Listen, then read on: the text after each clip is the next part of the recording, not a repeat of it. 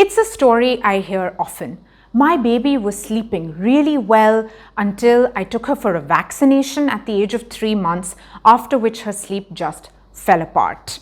Or, my baby was sleeping long stretches of 6 or 7 hours every night. In fact, I used to wake up in a panic to check on my baby, but then we went on a holiday when she was 3.5 months old. When we got back, her sleep just fell apart. Or, I was at my mom's house for the first 3.5 months after I gave birth. When I got back to my own house, my baby was just not sleeping anymore. A baby who had been sleeping pretty well was now not sleeping at all. What do these 3 stories have in common? What they have in common is the age of the baby. So it isn't usually the actual vaccination or the holiday or the shift of home that has caused your baby's sleep to go for a toss. What it is the notorious 4-month sleep regression.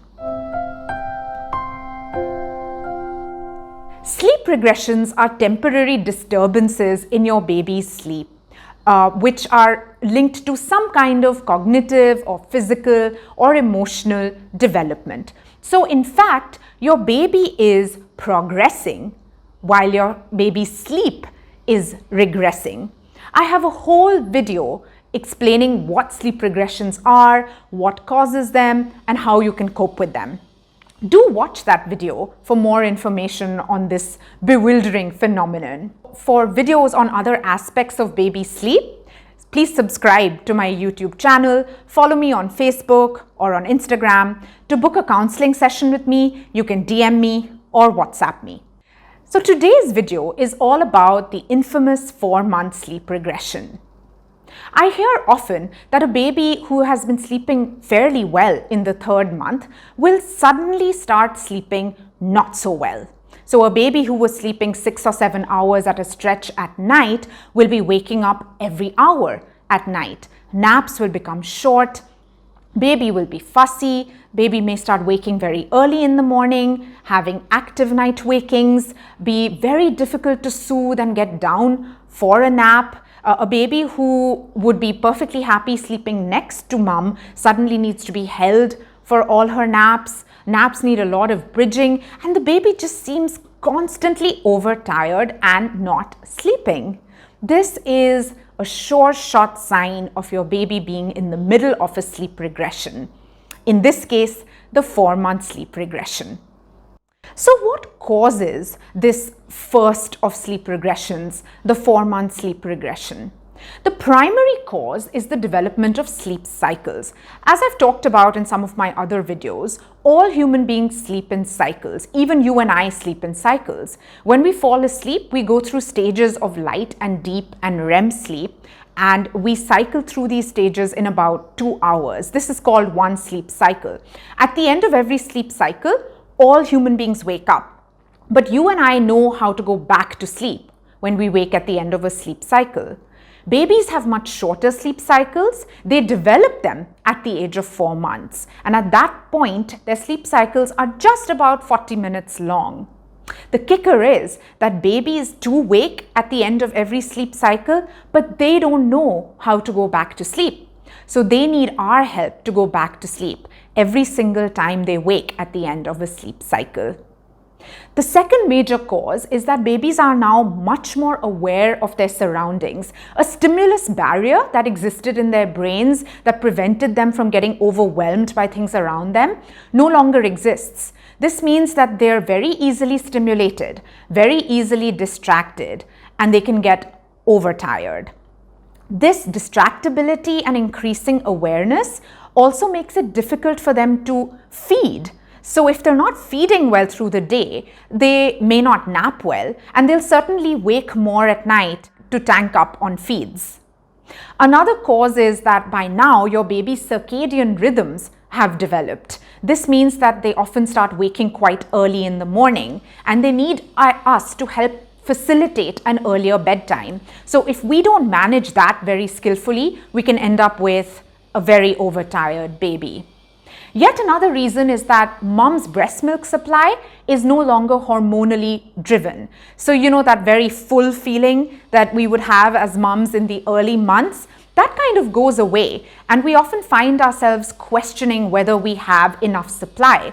But what's actually happened is that our supply is now very finely tuned to the demand of the baby. And so the baby needs to wake more and demand more to keep our supply up.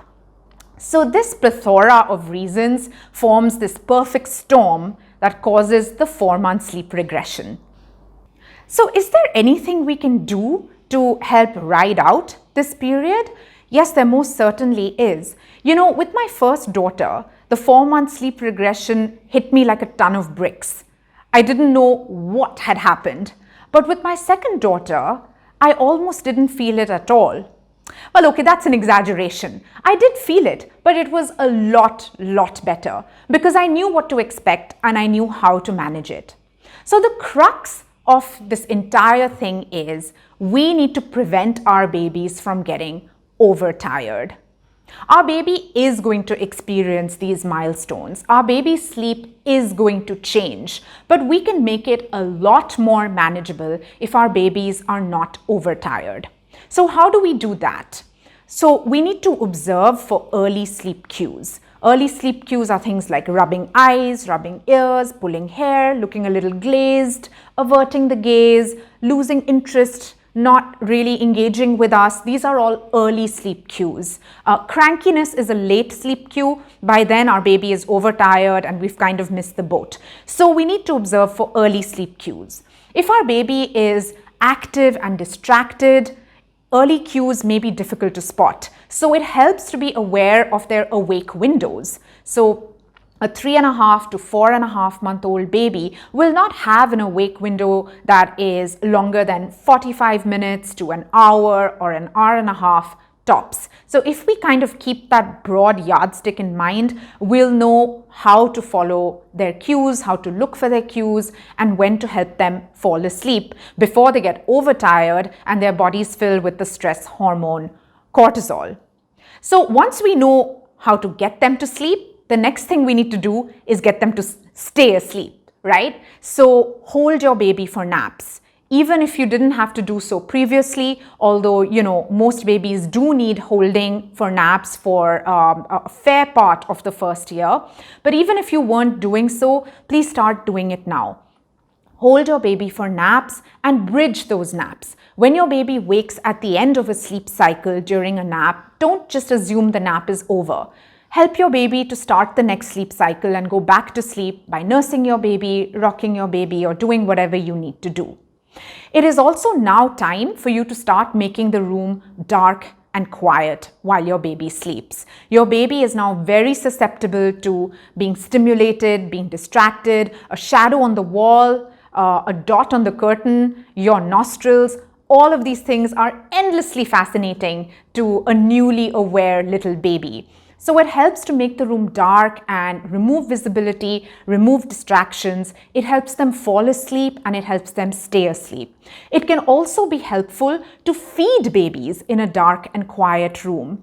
It helps them to feed without getting distracted. It also helps to play some music while you're feeding them because that tunes out other distractions, keeps the baby's mind occupied while the baby takes a nice long feed. Music can also help you to soothe a baby to sleep. It can also help you to bridge naps. It's important to have a menu of ways in which to soothe your baby. What worked before may not work at present. So nursing to sleep, rocking to sleep, baby wearing, taking your baby for a drive, shushing, rocking, an alternate caregiver. You may have to try lots of different ways to actually soothe your baby to sleep. And that's okay. Just try it all and give it your all. Give your baby the support she needs. At 4 months, babies are usually taking 5 naps. They drop to 4 naps when they turn 5 months old. So it's really somewhere during this period of baby being between 4 and 5 months old that they start dropping the 5th nap. They may need our help to facilitate this. The 5th nap may also be interfering with an early bedtime. So if our babies have formed circadian rhythms, which they have, and they're waking early in the morning, then their night sleep may not actually be long enough if they're taking that 5th nap. So we can't drop it too early. because our babies may not be ready for it, but we do need to help them do it when they are ready for it. They'll show us signs like resisting naps, having early morning wakings, having active night wakings, or just not taking that fifth nap no matter what you do.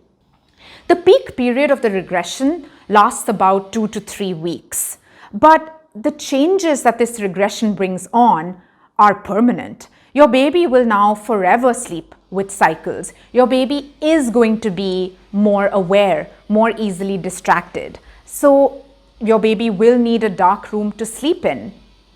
The peak period may last a couple of weeks, but there is a sort of shift in the way we need to parent our babies where sleep is concerned. We need to change the way we look at baby sleep, the way we approach baby sleep, and just have a much more proactive and hands-on approach. We will need to look at awake windows, know how many naps our babies need, know what time bedtime is going to be, hold them for naps, bridge naps, maintain a dark room, and just do a whole lot more of sleep parenting. But the good news is that as long as you do all of that, the 4-month sleep regression is quite manageable. What comes after it is quite manageable as well. If there's anything I can do to help you cope with the 4-month sleep regression, you know how to ping me. Bye-bye.